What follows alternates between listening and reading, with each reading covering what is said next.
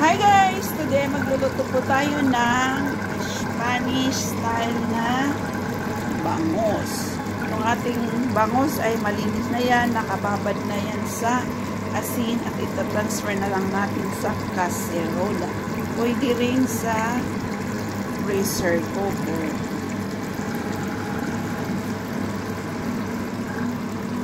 So, unahin natin tong mga ricado para hindi didikit yung ating isda. Sunod na natin yung ating luya, yung ating bawang,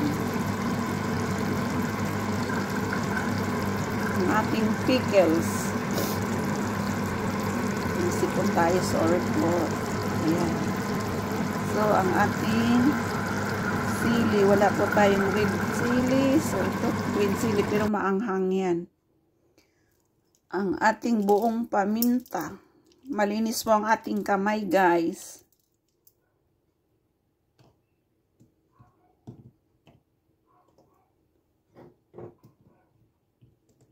Olive natin, olive. Pamintang dahon. Sunod na natin yung ating isda.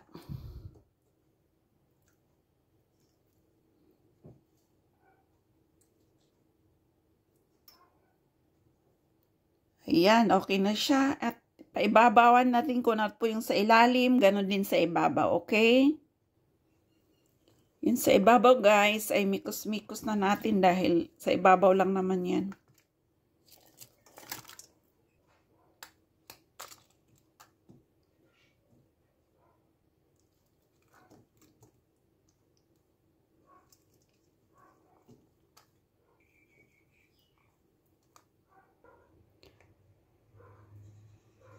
Ang ating olive oil.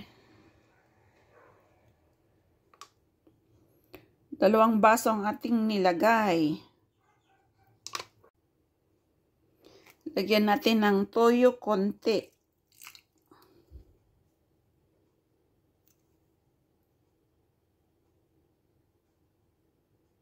Optional yung ating oyster sauce at soya. Asin. Kung wala kayong oyster sauce, walang soya, pwede rin asin. Lagyan natin ng tubig. Pero try nyo rin may soya at oyster sauce, mas masarap. Pamintang durog. Yan guys kailangan nakalubog siya. At iluto na natin sa mahinang apoy. Ayan na.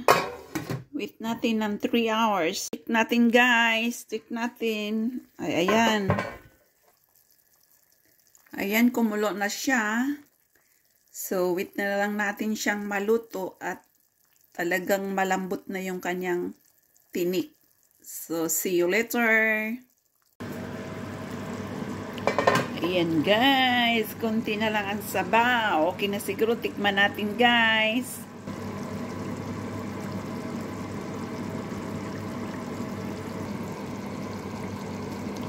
Ayan guys, okay na ang ating bangus Spanish style. Okay na ang lasa. So, ready to serve na mga guys.